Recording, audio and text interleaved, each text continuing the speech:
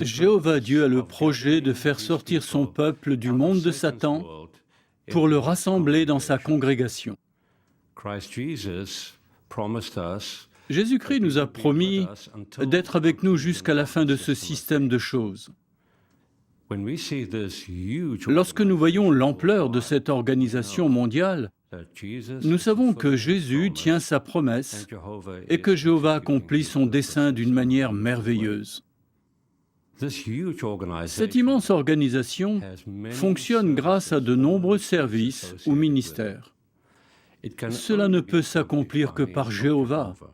C'est lui l'orchestrateur de cette organisation. L'apôtre Paul, en 1 Corinthiens chapitre 12, explique en détail comment Jéhovah établit son organisation. On lit au verset 14, « Car le corps, évidemment, ne se compose pas d'un seul membre, mais de beaucoup. » Paul compare le corps humain à l'organisation, et ce corps a beaucoup de membres.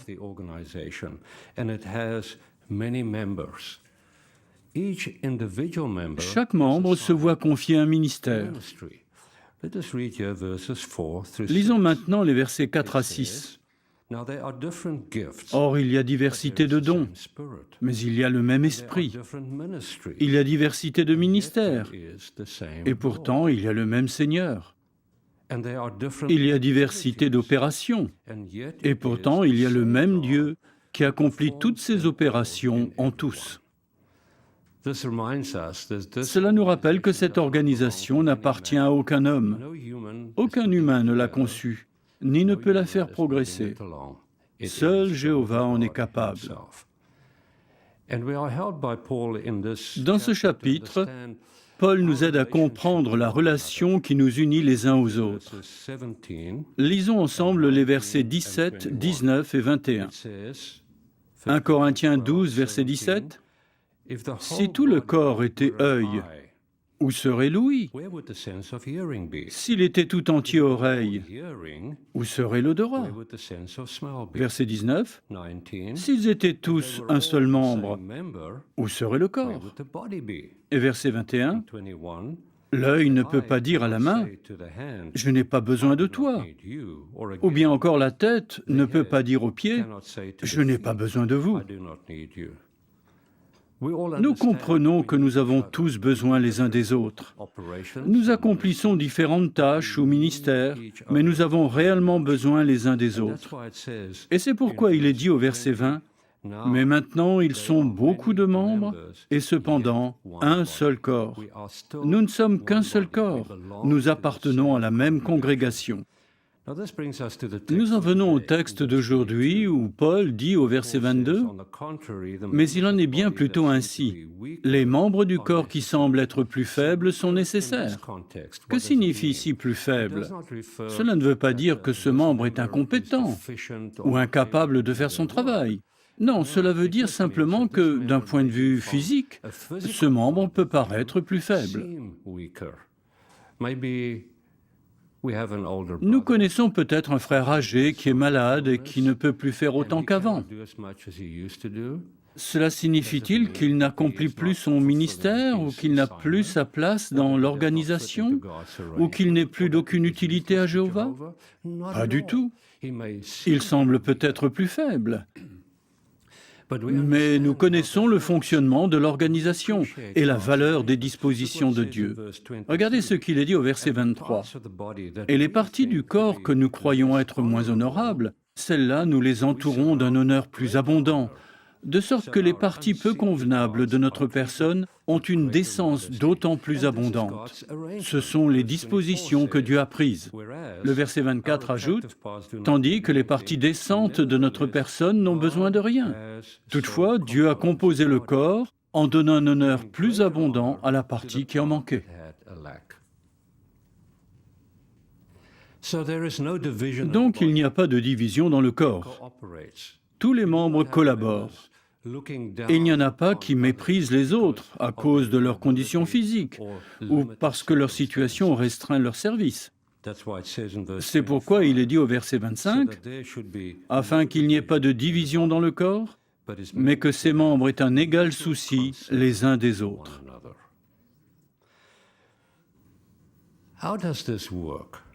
Comment cela fonctionne-t-il? Comment Jéhovah a-t-il organisé et orchestré son organisation?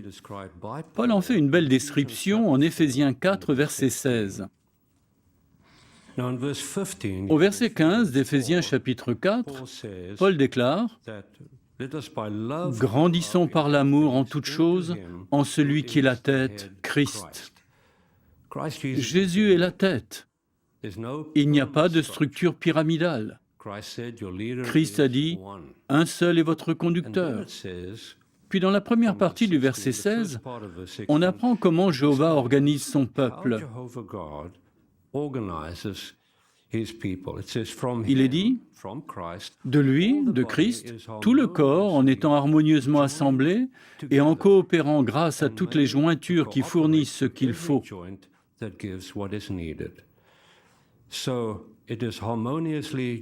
Donc le corps est harmonieusement assemblé. C'est comme la main. Les doigts sont reliés à la paume est reliée au poignet. Ils sont harmonieusement assemblés. Ils ont été faits pour collaborer, pour s'ajuster les uns aux autres, pour travailler ensemble. C'est ce que Jéhovah a mis en place. Mais ensuite, la deuxième partie du verset nous montre ce que nous devons faire. Il est dit que nous devons fournir ce qu'il faut. Puis il ajoute, selon le fonctionnement de chaque membre en particulier, dans la mesure qui convient, contribue à la croissance du corps pour que celui-ci se bâtisse lui-même dans l'amour. C'est ça notre rôle. Nous devons fournir ce qu'il faut et faire ce qu'on attend de nous. Jésus a illustré cela d'une très belle manière en Jean 13, quand il a lavé les pieds de ses disciples. Prenons Jean 13, versets 12 à 15.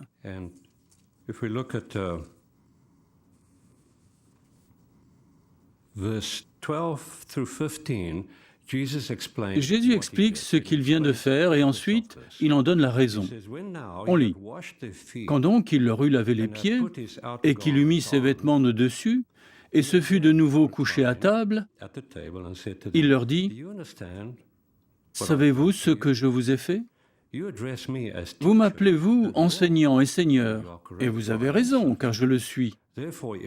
Si donc moi, bien que Seigneur et enseignant, je vous ai lavé les pieds, vous aussi, vous devez vous laver les pieds les uns aux autres, car je vous ai donné l'exemple pour que, comme moi je vous ai fait, vous fassiez vous aussi. » Imaginez un peu, Jésus, le chef de la congrégation s'agenouille, lave les pieds de ses disciples et nous demande de suivre son exemple. Quel est le but de cette disposition? Chacun de nous a sa place dans l'organisation de Dieu. Nous avons tous un très beau rôle, celui de nous servir les uns les autres et de fournir ce qu'il faut.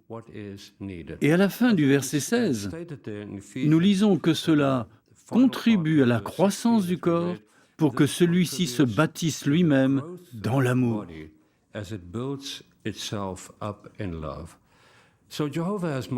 Jéhovah a donc mis en place cette merveilleuse disposition de rassembler son peuple.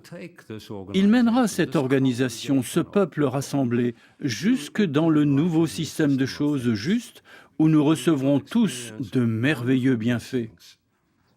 Mais en attendant, continuons de collaborer et de travailler ensemble dans l'amour et l'unité.